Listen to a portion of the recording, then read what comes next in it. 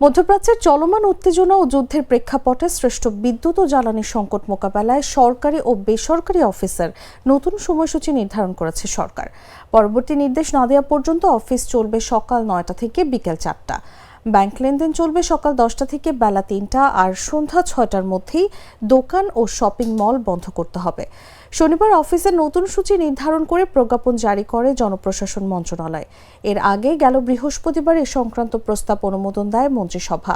প্রজ্ঞাপনে বলা হয়, সরকার 5 এপ্রিল থেকে দেশের সব সরকারি ও বেসরকারি অফিস সময়সূচি পরবর্তী নির্দেশ না দেওয়া পর্যন্ত সকাল 9টা থেকে বিকেল 4টা পর্যন্ত চলবে। শুক্রবার ও শনিবার সাপ্তাহিক ছুটি থাকবে, তবে জরুরি পরিষেবা সমূহ নতুন অফিস সময়সূচির আওতার বাইরে থাকবে বলেও প্রজ্ঞাপনে জানানো হয়।